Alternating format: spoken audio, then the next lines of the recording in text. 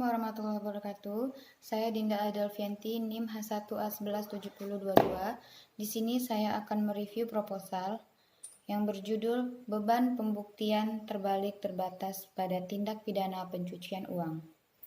Tindak pidana pencucian uang atau yang sering dikenal dengan money laundering menurut Undang-Undang Nomor 25 Tahun 2003 dalam pasal 1 ayat 1 yang berbunyi, pencucian uang adalah perbuatan menempatkan, mentransfer, membayarkan, membelanjakan, menghibahkan, menyumbangkan, menitipkan, membawa ke luar negeri, menukar atau perbuatan lainnya atas harta kekayaan yang diketahuinya atau patut dicurigai merupakan hasil tindak pidana dengan maksud untuk menyembunyikan atau menyamarkan asal-usul harta kekayaan sehingga seolah-olah menjadi harta kekayaan yang sah. Ketidakjelasan dan pertentangan dalam undang-undang tidak hanya dalam hukum substansi, melainkan juga dalam hukum prosedural. Penerapan Undang-Undang Nomor 8 Tahun 2010 tentang tindak pidana pencucian uang di Indonesia dalam praktiknya belum mempertimbangkan keseimbangan yang objektif antara kepentingan tersangka dan kepentingan masyarakat. Adapun tahapan pencucian uang yaitu yang pertama, placement. Tahapan pertama yaitu menempatkan atau mendepositokan uang haram tersebut ke sistem keuangan. Yang kedua, layering. Tahap ini, pencuci uang berusaha untuk memutuskan hubungan hasil kejahatannya itu dari sumbernya. Yang ketiga, integration. Tahap ini, uang yang telah dicuci dibawa kembali ke dalam sirkulasi dalam bentuk pendapatan yang bersih, bahkan merupakan objek pajak.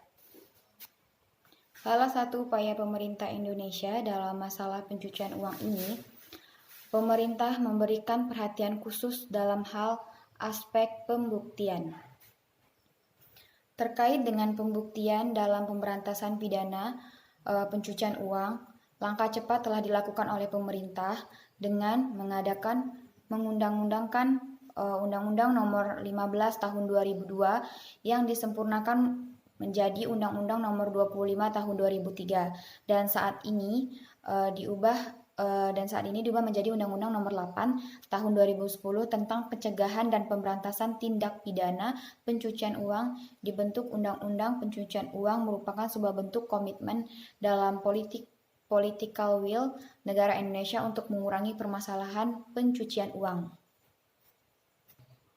Namun, sistem pembuktian terbalik dinilai dapat berpotensi menusuk hak asasi manusia karena bertentangan dengan azas praduga tak bersalah, karena dalam azas ini dikatakan bahwa seseorang belum dinyatakan bersalah sebelum ada putusan pengadilan yang artinya terdakwa berperan aktif terhadap pembuktian.